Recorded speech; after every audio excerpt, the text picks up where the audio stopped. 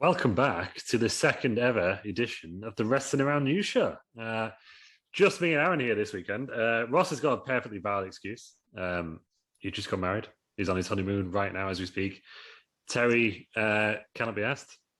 Part-time Peters. Part-time. So I'm just joined by the world-famous wrestling journalist, Aaron Franklin. Aaron, how are we doing? I'm very well, thanks, Lew. How are you doing? I'm very good, thank you. I've got a few scoops. Let's scoops. Let's get stuck in to this week's wrestling news. So I guess the big thing in the last 7 days is should we mention the AEW and SmackDown reigns that we're waiting for so much long? Yeah, let's do it. So long. Yeah, like so long for last week. So just as we were going off air, just as we were finishing recording, they came through. Interestingly, WWE won in total viewers for the night, obviously, as we expect them to, for the half hour as well. But AEW claiming victory in the demos because they had more viewers, 18 to 49. So what do you make of that? Any surprises, Aaron? It's the important one, though, isn't it? It's the important demo. Well, apparently so. But one of my news stories later on is the new rivalry between Tony Khan and Eric Bischoff. Yes. Because Eric Bischoff's been on 83 weeks this morning as we record this on the Monday, saying, no, they're not rivals at all. It's not even close. Tony needs to shut up and wrestle.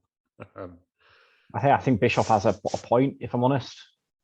Yeah, I mean, the 18 to 49 demo is the most important one because that's who they end the match at. That's where most of the money comes from. Yeah. But at the end of the day, AEW is still a very, very, very, very small company in comparison. Yeah, that's it. WWE's been around for 40 odd years. Yeah, that's it. WWE at the end of the day is a multimedia conglomerate because I think everyone kind of spins out. You know, when Vince said, "Oh, I don't see them in competition as competition," they're not in the same way that WCW were. Because if you look at WCW and their dominance, like there was a very good chance that WWE were going to go out of business. Yeah. Even if Dynamite consistently beats Raw in the ratings, WWE's going nowhere anytime soon. Like it's a multinational company now, isn't it? It's not just a wrestling promotion. For me, AEW now is how TNA was 2012 time when you had like the likes of Kurt Angle, Hulk Hogan, Booker T, etc. Kevin Nash, Scott Hall. You had all them across there. That's what AEW is now.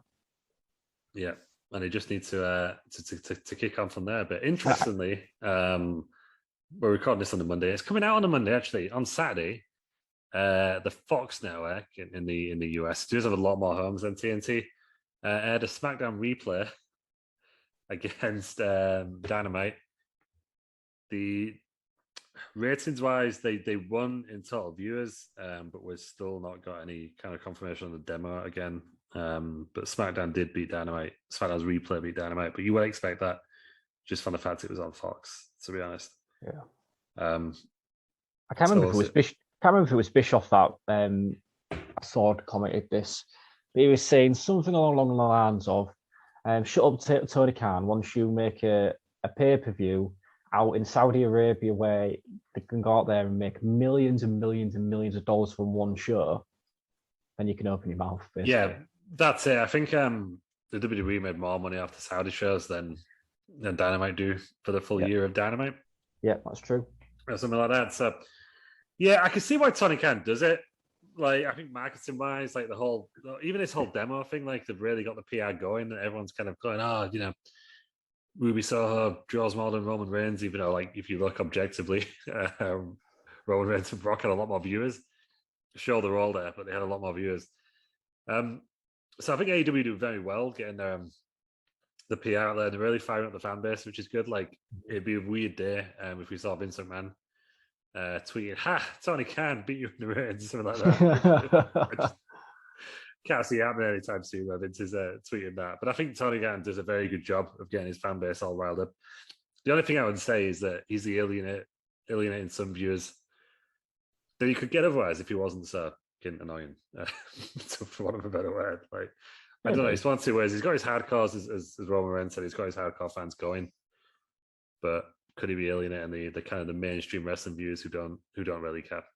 Yeah. So my friend from work, he is not a wrestling fan by any means. Said that he finished watching the F1 last night, Sunday night, and there's a rerun of SmackDown.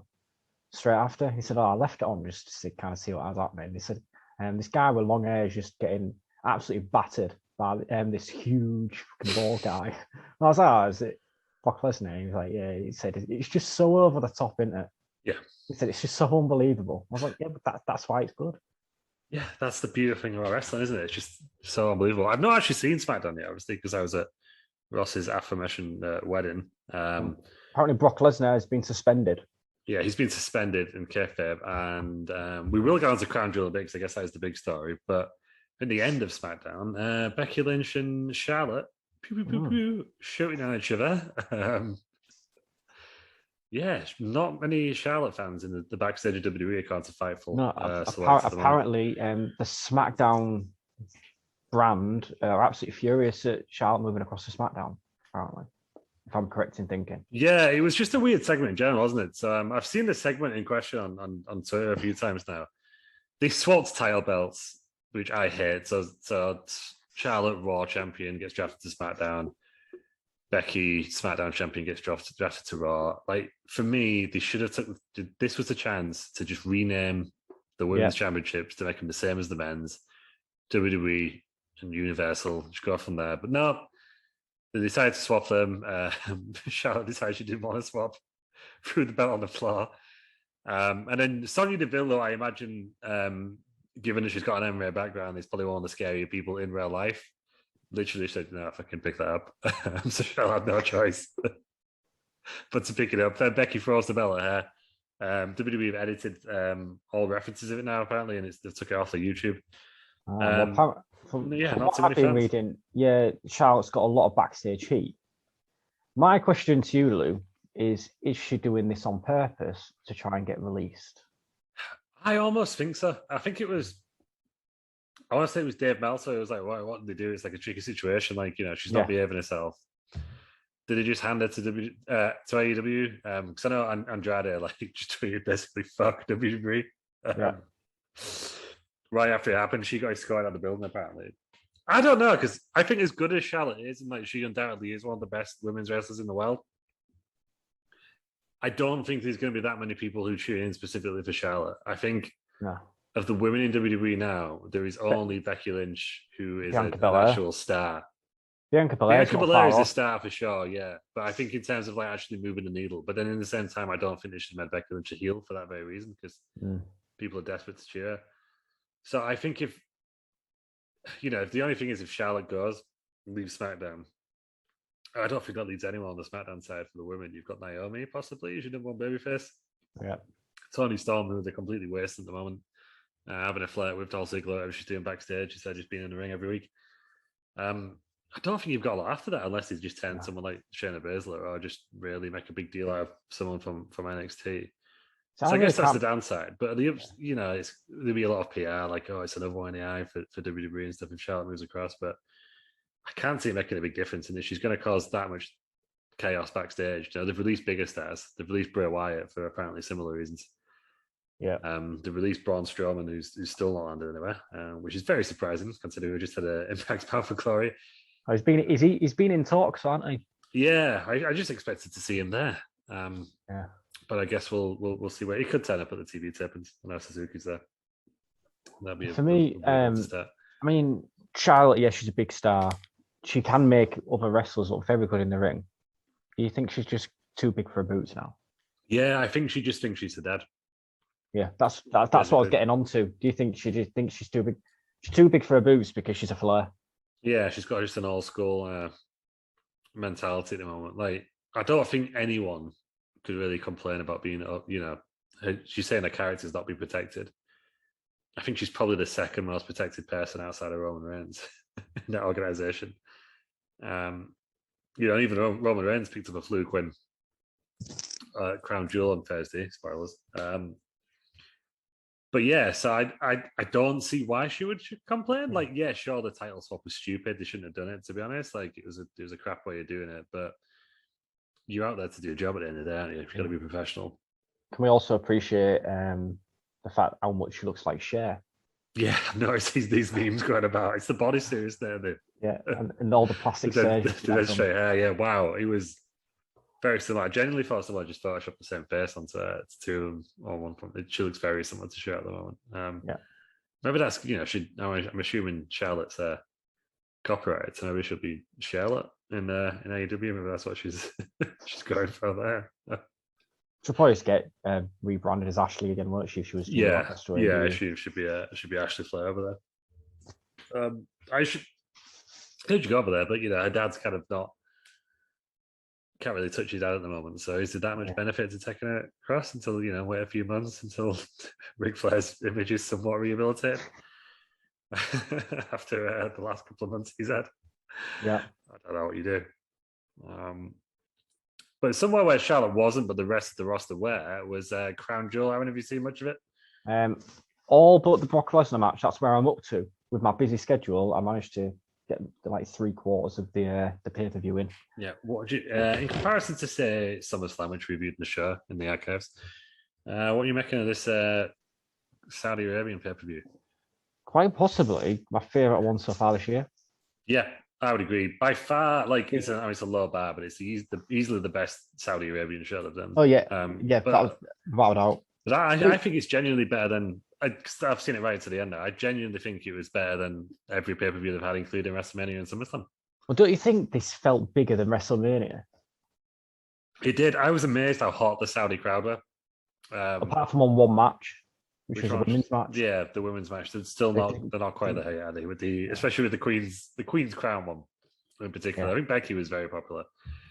But the Queen's Crown match was not great. But no. For the most part, because I know there's and I'm not going to defend the Saudi government here because that would get us cancelled immediately. Obviously, they're an awful oppressive regime. Would I rather WWE were not kind of promoting Saudi Arabian government doing a propaganda film? Sure. But having said that, it's not like you've got 20,000 just kind of actors in the crowd. They're just, Saudi wrestling fans who just want to go and have a good time with the wrestling, like we all do. They've had a hell of a show put on for them. They're not, they can't even vote for their government, so they're definitely not responsible for the government's actions. And they've put on one hell of a show, and I thought, the crowd really, really made it. I think, I was a bit worried that Edge and Seth Rollins in Hell in a Cell, this big heated rivalry finishing in Saudi Arabia. Oh, but that was a fantastic match. Will Dave Meltzer have the balls to give it 5 stars? That's why we're in there, because I think it's all over there. Sean Ross Sapp from Fightful.com, our good friend of the show, give it 10 out of 10. I give it 5 stars. I think it deserves it. It's an Edge not having some of the best matches in his career, though. Yeah, I think someone compared it, the only comeback comparable to this is Shawn Michaels. Yeah. When he came back in 2002. Yeah. I think he's just... Yeah, I don't think he's had a bad match. I know there was the WrestleMania one, the MC Arena was a bit slow and a bit long at times, but I don't think he's definitely had a bad match. No. But some of these matches he's coming out of now, like the WrestleMania main event was really good. His match with Roman at Money in the Bank? Yeah, Money in the Bank, wasn't the shit? It was really good. All 3 of his matches with Seth Rollins have been fantastic, to be honest. But this was the best one, I thought, even by a country mile, even despite it was so good. 5 stars for me, possibly even 6 stars. I'm going to break the scale. But yeah, that especially Seth Rollins bouncing off the cage through the table. Yeah, that was fantastic spot. Yeah. And I didn't even mind that the older guy won in the end. I know Edge probably should be putting people over, but I don't think Seth Rollins has lost anything from it. Oh no, I think Seth Rollins is established enough to not have to be put over. Yeah, it'd be interesting to see how they kind of handle it. They're both on Raw now, obviously, so I'm hoping that the rivalry ends. What I don't want to see is they have one final singles match. On I think they should leave it there. Yeah, for me. I imagine one of them will disappear for a while. Probably Edge. Even though he was the winner. What else did we get? Mansoor defeated Mustafa Ali, which you would expect. But then a Saudi Arabian karate guy came out. Yeah, I had never heard the guy, obviously, even though I don't know. I probably didn't see him in the Olympics, but what's his name? Tarek Hamidi. But the crowd went absolutely mental for him. That's all that matters, isn't it? When he came out and took off his headscarf, he did look a bit weird the way he did it. I can see what they were going for, but when he just turned up in just like a karate suit and a headscarf, just walking down the ring, no one could see his face. bit of an odd way. The guy took. I think Corey Graves said, "This guy's taking his time getting to the ring." Like, well, just can't really see where he was going. But the crowd went mental for it. Mansoor is the only one of two people who is undefeated. And actually, no, he's the only person who's undefeated in Saudi Arabia now because Butler's not lost. So there we go. Akib Bro defeated AJ Styles and Omos, but I think the big story of this is that Riddle came to the ring on a fucking camel. Which was fantastic. I still stick by Omos does not deserve to be in a ring. No, he's not a very good. There was rumors that they were going to split him and AJ Styles up. Just need to release him because he's worse than the Great Khali. Yeah, he's very stiff. He's very stiff, isn't he? This is the issue, isn't it, with NXT brand being a TV brand now, that they don't have time to develop properly. Yeah. So yeah, I would agree that I'm not looking forward to any almost singles matches anytime soon. I think we're going to get them fairly soon. There's a rematch of that match again tonight on Raw. I like the WWE's tweet was like, it's a new era of Raw. How many times? And then the first match, right underneath it said, RK Bro and meet AJ Styles and Omos in a Crown Jewel rematch. Like, this is a big problem in WWE where they have not got enough tag teams. No, I think because they've got the Street Profits across there now on Raw, but I think that's not it for established teams. You got Ray and Dominic, and then I think it's very thin on the ground for established tag teams. There's plenty of NXT again as usual that they could take up if they wanted to, but they're kind of not really into a tag team wrestling that much, are they? Zelina Vega defeated Doudrop to become the Queen of the Ring and win the Queen's Crown tournament final. 5 minutes 51 in length, which meant it was double the length of the longest tournament match up to that point. Yeah, the entire tournament went 19 minutes, which is shorter than the first match of Crown Jewel. Goldberg defeated Bobby Lashley. Now, if you saw this just reading it, and you'd think 11 minutes 25 for a Goldberg match, but actually, I thought it was really good. I thought it was one of Goldberg's better matches, possibly his best one since him and Brock Lesnar at WrestleMania 33. I would agree with that. I think it went long enough, not too long, not too short. Goldberg looked strong throughout. Didn't look too knackered. She's getting on now, and he's an old lad. Yeah, he is, isn't he? Because I mean, even Bobby Lashley, he was the younger guy. He's 45. Yeah, exactly. I think Goldberg's got at least 10 years on him. I think it was a good finish. Like the commentary team was saying, it was as though it's a totally different Goldberg to a Goldberg we've ever seen. Yeah, it was just angry Goldberg, wasn't it? And I think that's what we need more of, really. Like, I'm happy for him to never be in a world title match again. I don't think he needs that because he has to keep losing them now. He's lost too many, I think, recently, for considering it's Goldberg. Which is weird to say, but I don't think Bobby Lashley loses anything by losing. He got speared off the freaking stage and he walked off at the end of the match. Like, I don't think Bobby Lashley loses anything. No. That's all from being defeated by Goldberg there. But yeah, an 11-minute Goldberg match, and I loved every second of it. Yeah. Weirdly, his new run in WWE has gone longer than his entire WCW run. Oh, really? Yeah, he's been with the company now. Is it 5 years? Which is obviously longer than WCW only had 4, didn't they? What did we get? Xavier Woods defeated Finn Balor by pinfall to win the King of the Ring tournament. Loved this. Lifelong dream for Xavier Woods. Yeah, deserved it. I thought it was weird to have him go up against the babyface Finn Balor, but I guess you get your big stars on the card. I think he deserves it, doesn't he? He's one of the best workers on the roster, without a doubt. He's one of the best workers. He's one of the best technical wrestlers on the roster. It's about time they give him some sort of run. Yeah, that's it. Especially because you've had Kofi Kingston winning the WWE Championship. Obviously, Big E's the current WWE champion. We'll get on to him in a second. I don't know. Like, I don't know if Xavier Woods is ever going to be WWE champion, but he's always wanted to be King of the Ring. And I just can't believe they've actually gone for it, to be honest. I was kind of expecting he doesn't win it this time and he's got to really go for it and make a bigger storyline. But no, they just bloody went for it. I actually can't wait to see what he does as King. Or Roundup, because I think he's one of the people who can get away with the goofy King gimmick. Like, normally it ruins people like, Baron Corbin and Sheamus and Barrett. They've had to put up with this stupid King gimmick that doesn't really suit them. Whereas I think Xavier Woods can just basically, like most of New Day's promos this day, just take the piss out of the whole thing, and it'd be absolutely brilliant. Well, he's got charisma, hasn't he? He's got so much charisma. Exactly. So they can do all these comedy skits now and just get away with it because it's the New Day. Do you think they're possibly one of the greatest factions of all time? Yes. You know, they've had single success together and obviously all the tag success. Yeah, I'd agree. Probably one of my favorite factions of all time, especially in the last 10 years.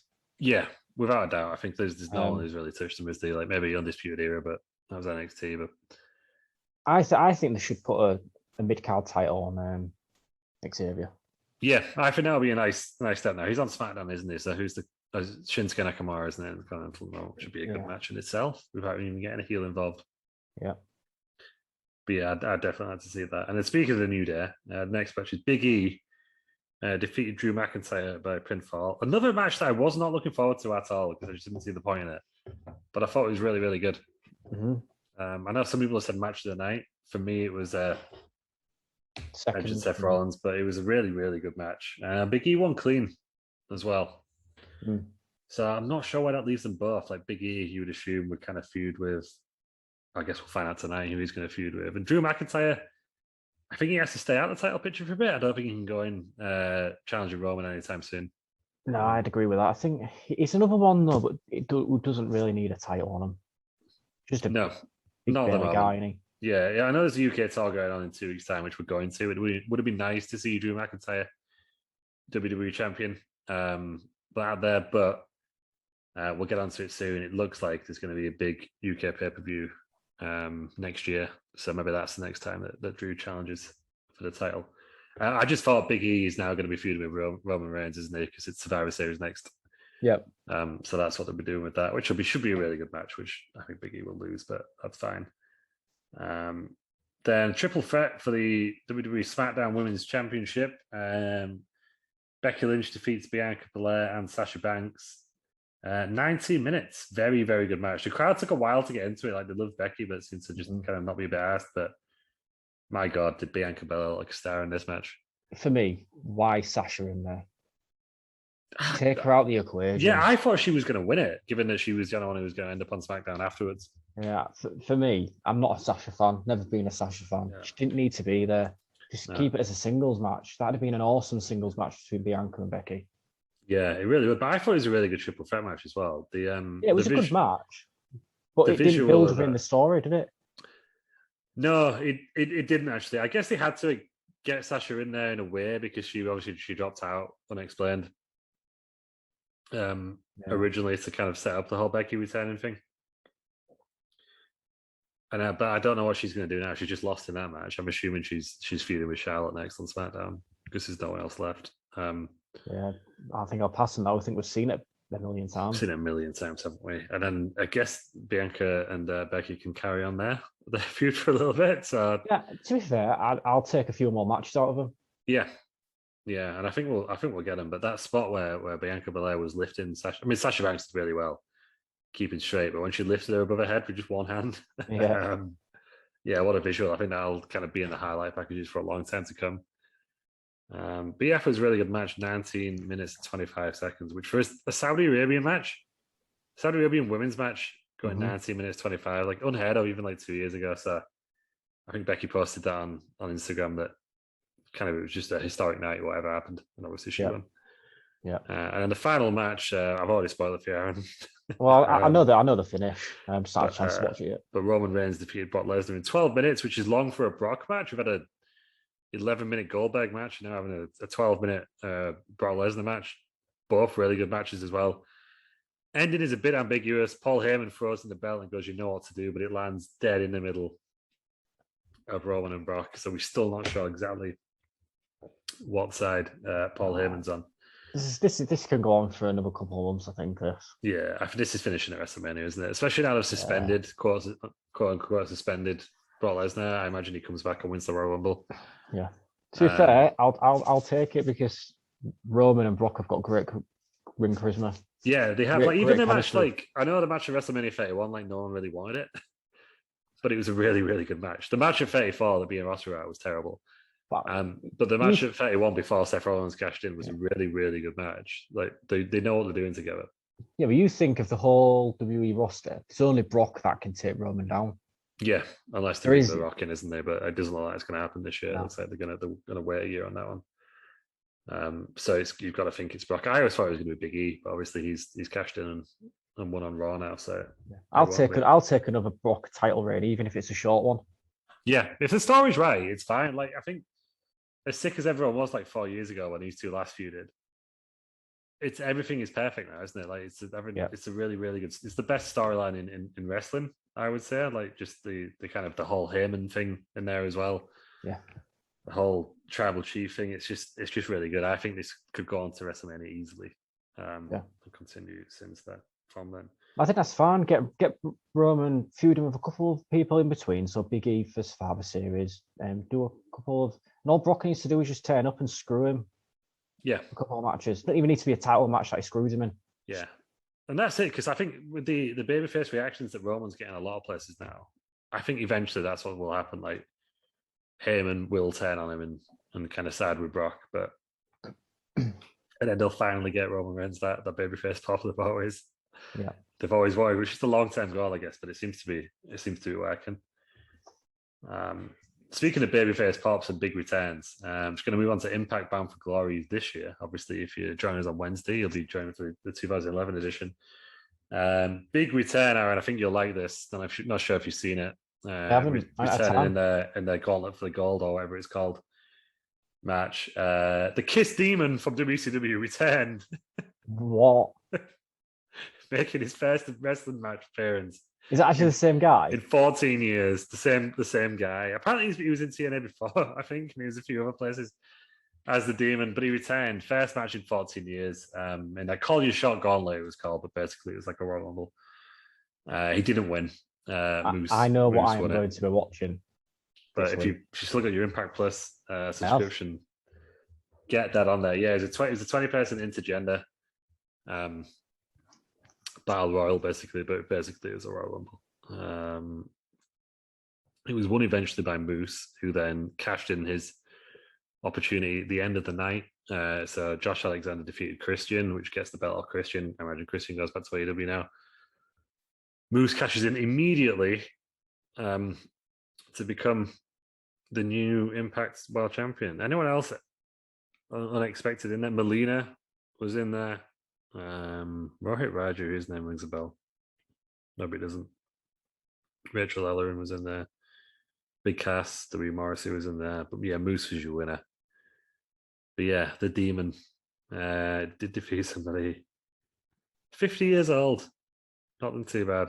It's not even old by modern day terms, though. No, it's not, is it? It'd be a young guy in some of the Royal Rumbles. There'll be older people in the Royal Rumble, I imagine, in January for sure.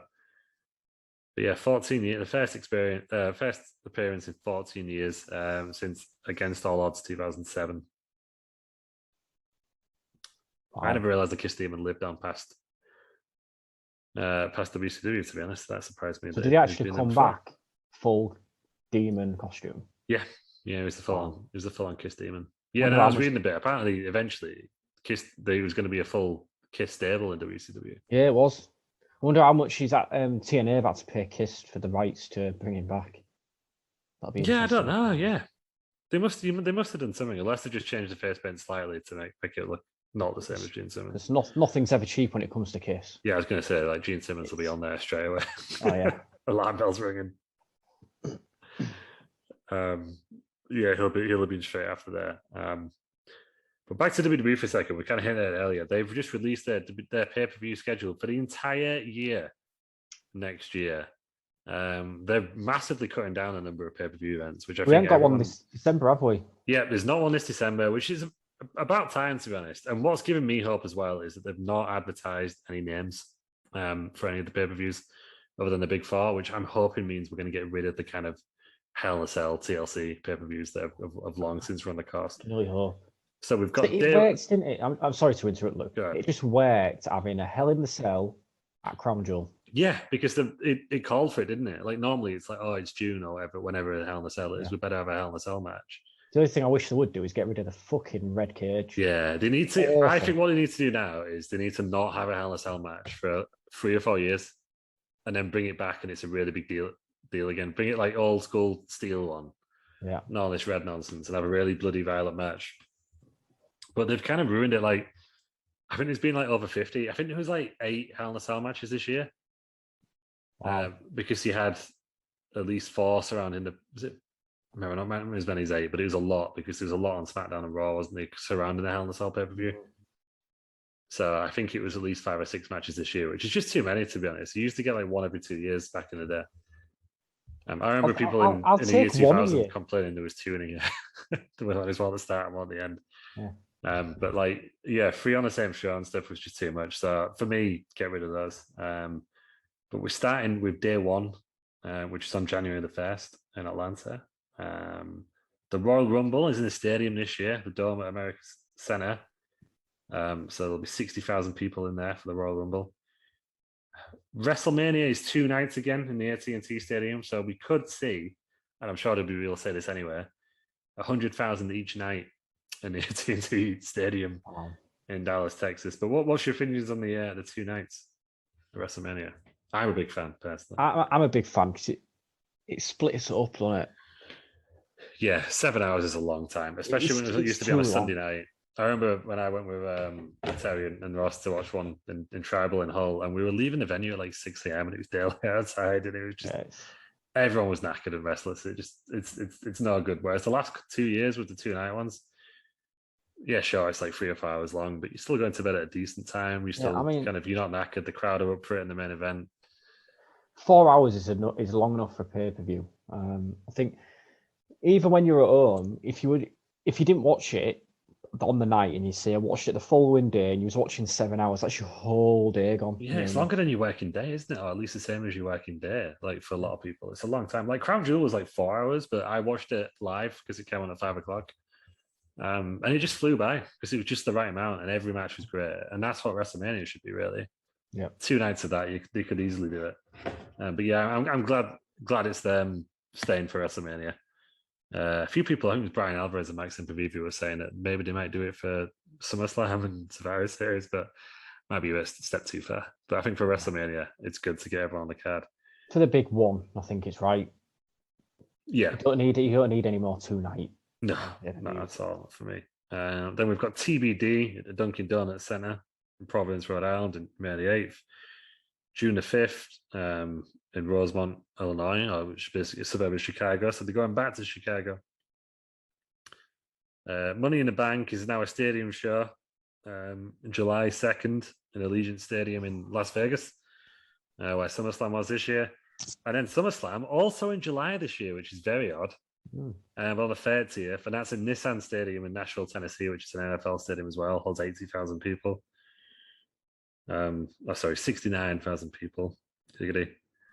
So that's happening. And then this is the big one, I think, for us.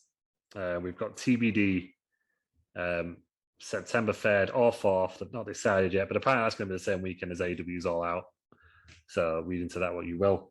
But we believe this is the one that will happen in the UK, either at the Millennium Stadium or Principality Stadium, it's down there in Wales, or at Wembley Stadium. It's not an international weekend. I've done my research.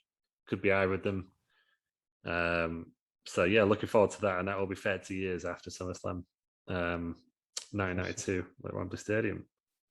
So obviously we will be going and providing notes live on the scene. And then they rounded it off with Survivor Series on November the 26th in Boston in the TD Garden.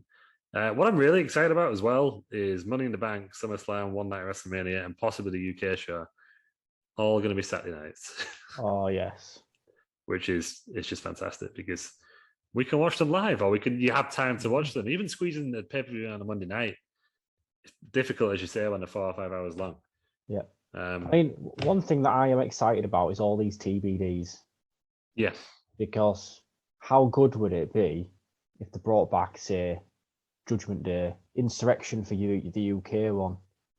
I know, for Insurrection, yeah. I think they should do that. I would even like to see them go really old school and go back to the In Your House format, where they kind of name it after the show. You know, it's just like the one, like Good Friends, Better Enemies or whatever, and it's just for that one show, and they never use it again. Just to make them a bit different. But I'm very excited by the TVs. I just hope we doesn't go like, oh, it's coming up. It's like, because Extreme Rules this year, I've not watched it actually, but there's only one Extreme Rules match. Like, what's the point? Like, Hell in a Cell, as we kind of discussed before, has got its issues. TLC, even TLC is getting a bit watered down for me now. Yeah, Extreme Rules as well, though. For me, it's a gimmick match that should be used at any just a big pay-per-view. Shouldn't be an event. That's it. Unless you're going to do it like properly and have the entire show like an ECW style show where you've got no rules at all. But just Extreme Rules and it's just one match in the main event. It's not good to me, that. But yeah, so how many pay-per-views is that? We've got 1, 12. 2. Is that it? 12? Yeah. Oh, there's going to be 2 Saudi Arabian shows as well. Or we think they just said February and October. Okay, so we've got 2 in January, 1 the rest of the months apart from December. So there's none in. If there's 1 in February, there'll be none in March, and there will be 9. There's 9 in August this year, which is weird. So it's just 12 then. Yeah, I think it will just be 12. The Saudi shows. Yeah, it's enough. It's enough. Or 13 if you include 2 next WrestleMania, I guess. It's enough. Yeah, it's more than enough. I think they just need to end it there. It's very weird they've released the entire schedule at once, but apparently it's the big thing of making destinations, isn't it? And I guess if you're going to try and sell out, they said they've got at least 4 stadium shows this year. And I guess if you include the UK show, if it is at Wembley or the Principality, 5. And then the Saudi Arabian shows were always outdoors. So they're going to have like 8 stadium shows next year, something like that, 6 or 7. Yeah. So I guess like crowd-wise, it'd be the biggest year for a while. But yeah, if you're going to sell out places like Nashville and Vegas and stuff, I guess you need to advertise as early as possible. Absolutely. To get people in. People need to save up their hard-earned money to be able to afford tickets. They sure do, to get that bloody expensive travel package, which is, I'm pretty sure it's double. It doesn't actually double in price every year, but is it more expensive these days than it used to be when we first went? So that's it. But we'll better touch AEW so we don't get people shouting at us before we wrap up the news today. They had Dynamite on Saturday. I've not watched it yet, but what I did see is that Cody Rhodes defeated Malakai Black. And he is not getting the babyface reaction that he apparently wants. But do you think he's actually a heel now? Do you think this is all on purpose with Cody Rhodes? I think it's yeah. They must know what they're doing now at this point. Oh yeah, they're not stupid. Yeah, there's. I mean, I got really sucked into it. I was like, I hate Cody Rhodes. He just books himself to win all the time. His promos are really wanky. I feel like it started with that American promo he did when he was against Agogo, and he was like, yeah, for America, and everyone kind of took the piss. And I feel like they've really let into it, this Malakai Black stuff. And I think him winning, actually, it doesn't make a lot of sense if you look at it from a traditional internet point of view or a traditional wrestling point of view. But I think for the point of view, if you're going to make Cody a mega heel, which I think is the way this is going, then I think it was possibly the right result. Yeah. Even though, it could backfire. WWE tried this with Becky, didn't they? They were just like, we'll just piss the fans off on purpose and see what happens. That backfired because they got pissed off at the company, not the wrestler. But I think as long as you make sure that and I think it will be with AEW because the fans are a lot more generous. And then WWE fans, in terms of are kind of willing to kind of let booking play out a bit more. As long as the heat stays on Cody and doesn't transfer to the company like it always is with WWE when they make these kind of booking issues, then not a bad idea for me. Probably a good way of getting Malakai Black out there as a babyface as well, if that was their intention. 100%. But so Dynamite was on Saturday this week. I think Alvarez will have full-on ratings now. So once again, Scoop L will either come in with the ratings or I will not. It's a moment of truth. No ratings yet. They're delayed again. Unbelievable.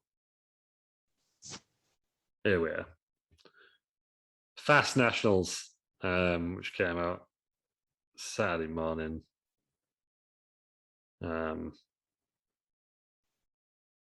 This is SmackDown 2.1 million, which is up 4% from last week.